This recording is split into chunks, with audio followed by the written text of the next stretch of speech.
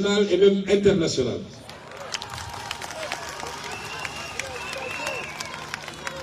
may wax nag ñii di critiquer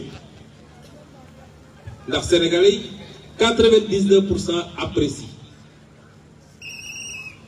ñii di critiquer ma commencé ko par localement ah ñun de andi nañu programme ana seen programme ñoom.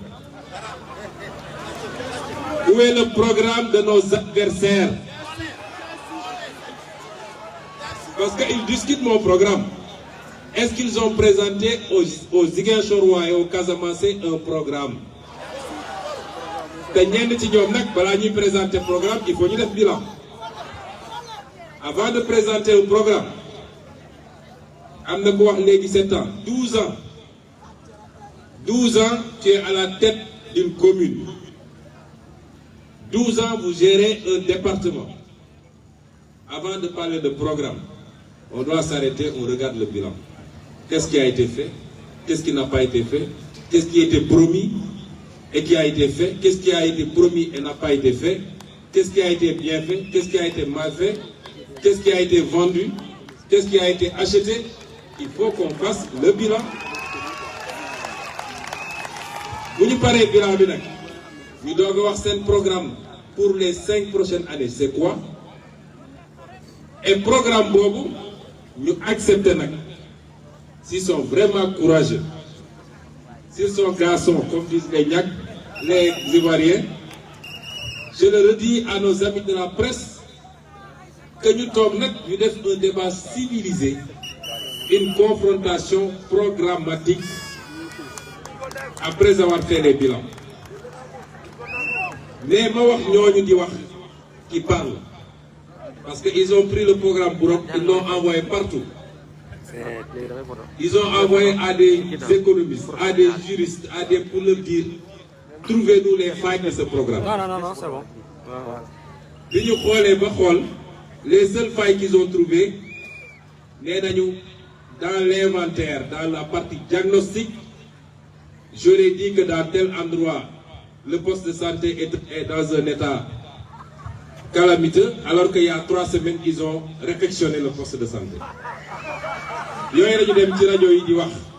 C'est ça leur critique. D'autres,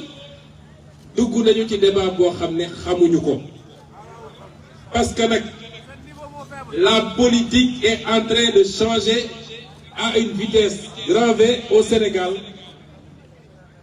Les nullards de la politique n'ont plus leur place en politique au Sénégal.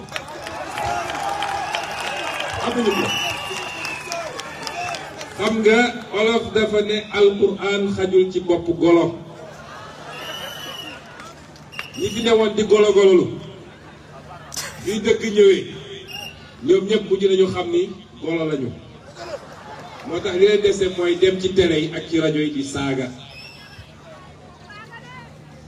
ñun xam-xam la ñuy wax politique yooyu dajale nit ñi distribuer de l'argent ou des tissus après faire des promesses d'em, c'est fini au Sénégal.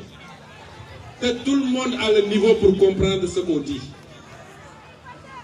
Moo tax suñ leen di woo ci xam-xam ñoom dañuy tontu ci ay saaga ak ay xaste li ma ci gën a métti nag l'un des arguments qu'ils ont toujours utilisé mooy la stigmatisation de la Casamance et des Casamançais. Ça c'est fini au Sénégal. Mënatul nekk parce que pendant longtemps on a tellement utilisé la situation malheureuse qui sévit en Casamance dañ ko utiliser di ko teg ci kaw Casamance ba Casamance yi ñemeetuñu wax xalaat boo wax rek ñu ne rebelle la et tous les Casamançais ont peur qu'on les indexe pour dire celui-là est un rebelle. Ça c'est fini au Sénégal. te ñi koy def nag parce que depuis que je suis en politique la Casamance et les Casamançais ont été insultés 1 fois, 2 fois, 5 fois et ce n'est pas normal. Il faut que ça cesse parce que loolu musiba la cim réew te ñi koy def waa ji dem ci télé bi keroog di wax Il a fait 40 ans de politique. Il n'a pas 2 militants. Il n'est candidat nulle part. Nous devons voir ci télé rek yor gembeñ gu salté di wax rek.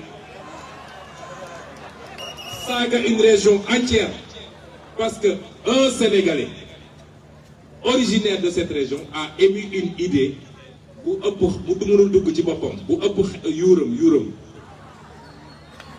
Et la monnaie complémentaire, c'est quoi? La France est un État unitaire avec une monnaie qui s'appelle l'euro. Il y a plus de 120 monnaies complémentaires au biir France. La Grande-Bretagne, il y a plus de 100 monnaies complémentaires biir Grande-Bretagne. Bon, demain, aux États-Unis, même chose. Pourtant, aux États-Unis, leur monnaie, c'est le dollar. Si Khalifa Sall avait parlé de monnaie complémentaire à Dakar, tu vois, mais parce que Ousmane Sonko en a parlé à Ziguinchor, on veut stigmatiser toute une région. Di wax ay wax bitch yoo xam ne mënul dugg ci bopp sénégalais. Depuis que je suis en politique, diabolisation mooy chapitre bi ma bindoon le diable à l'épreuve du Pastef. Diabolisation dañu nekkee parce que sur le plan technique, scientifique, sur le plan des idées, ils ne peuvent pas compétir. Diabolisation kese loolu nag mënul dox. Je suis un produit du Sénégal et de l'Afrique. su ma sañoon man bu ma yàlla di dégg mu war a jiite réew bi ni muy tudd mooy fédération de l'Afrique de l'Ouest nga xam ne day jël tout l'espace de la CEDEAO où on aura 6 millions de kilomètres carrés, plus de 400 millions d'habitants. C'est ça un pays avec un marché, avec des ressources naturelles pour nous défendre. Soxla ma jiite quartier, soxla ma jiite région, Sénégal tout ci la sax ci li ñu bëgg a def. Comme ces gens aux esprits optiques, régionalistes comme c'est pas petit, jàpp ni ñoom ñoo gën waa Casamance. Il faut qu'ils arrêtent ce débat-là. Heureusement que c'est une minorité. Parce que man, ceux qui me soutiennent le plus, ceux qui prennent des millions là, des millions, di ma ko jox di ma appuyer pour ma def politique, c'est pas les Casamançais. C'est les Baol, c'est les Walo, c'est les Saloum, parce qu'ils croient au projet. C'est pas les Casamançais. Kon, c'est des arguments des gens qui n'ont pas d'arguments. Et il ne faut pas qu'on tombe dans leur piège, justement. Le vrai Sénégal, il est là. Tout ce que vous voyez là, c'est ça le vrai Sénégal. Nous ñoo bokk ndey, ñoo bokk baay, fii amul Mankagne, amul Séeréer, amul Wolof, amul Tukulóor. Nous sommes tous des Sénégalais simplement. Il se trouve que chacun de nous am na fi mu dëkk. Élection locale la ñu wax, dellul fi nga dëkk, nga def foofu say preuves. Et puis, de continuer. Certains ont dit pourquoi Ousmane Sonko se présente en Casamance. Je comprends leurs appréhensions. Mais un homme politique, il y a une base, il y a commencé à prouver que le cette affection que vous me montrez là, est-ce que j'ai le droit de vous montrer le dos? Jacques Chirac a été président, il a été maire. Nicolas Sarkozy a été président, il a été maire. Barack Obama a été président, il a été sénateur de son fief, l'Illinois. Le président actuel des États-Unis, il était sénateur de son fief. Macky Sall était maire, donc il est président. Amna Koumad Moussa Netali, président Blaye Dafone, mon seul regret, c'est d'avoir pas pu être maire dans ma vie. Khalifa Sall a été maire. Et il était légitime à être président de la République du Sénégal. Kon ku xeeb liggéey bi nga war a def sa biir kër mënoo liggéeyal sa quartier ku xeeb liggéey bi nga war a def ci quartier bi mënoo liggéeyal sa ville ku xeeb liggéey bi nga mën a def ba war a defal sa ville mënoo liggéeyal sa région ku xeeb liggéey bi nga war a defal sa région mënoo liggéeyal sa réew. Et c'est pourquoi je suis là devant vous pour vous dire que je suis candidat. Je suis candidat avec un programme bu am 2 volets.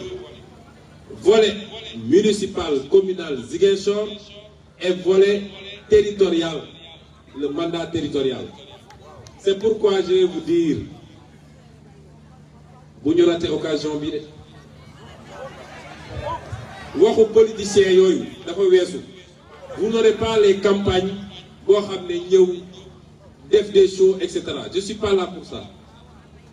Je vous ai présenté un programme boo xam ne bu ñu àndee liggéey ko. C'est pas moi qui vais faire le programme. Nous allons réaliser ensemble le programme. Bu ñu liggéeyee ñun, vous faites bloc derrière l'équipe. 5 ans duñ ci egg. Dans 3 ans, tout le monde va dire allez voir ce qui se passe en Casamance. Moi, c'est ça que je vous appelle. Nous allons le faire ensemble. Je vous ai dit la dernière fois, chacun et chacune d'entre vous devra se considérer comme un maire. Wax naa la dernière fois ni jeune du ma leen yërëm. Je serai très exigeant avec vous et je veux que vous soyez très exigeant avec nous. waaye liggéey rek parce que c'est ça qui va donner le résultat. li andi coow bi nag mooy programme bi daf leen bett ñoom. Ils ne s'attendaient pas à ce qu'un candidat accorde autant d'importance, autant de sérieux à la confection d'un programme. Le sérieux que j'ai accordé et le temps que j'ai accordé bi ñuy def programme bi, je ne l'ai même pas fait pour le programme de la présidentielle. Loolu moo leen jaaxal moo tax coow li bëri. Mais je réitère ce que j'ai dit. Ils n'ont qu'à d'abord présenter aux Ziguinchorois et aux Casamançais leur programme. D'ailleurs, ils n'ont pas de vision territoriale. Ils ont des visions locales ci ay communes. Kon, vous avez le meilleur programme. Vous avez les meilleures équipes. J'appelle la Casamance à ne pas laisser passer cette opportunité. Les arguments yi leen di andil, c'est des arguments fallacieux. Leur stratégie, c'est quoi? La première chose, moi, il faut tout faire pour déconnecter l'élection avec Ousmane Sonko. Dans le Bignona, à Oussouye et partout, il y a des candidats Benno Bokk Yaakaar yoo xam ne dañuy ñëw ne leen élection bi c'est une élection différente de présidentielle. Xam nañu yéen ñëpp Sonko ngeen mais xaar leen ba 2024 bii nag élection locale la, c'est entre des fils de la commune. C'est faux. Ku ngeen votel ci ñoom Macky Sall ngeen votel. Est-ce que vous le savez? Carte bu ngeen voté ci ñoom c'est des fils de la Casamance bañu ma ko mais ñoom kan la ñuy liggéeyal du Macky Sall.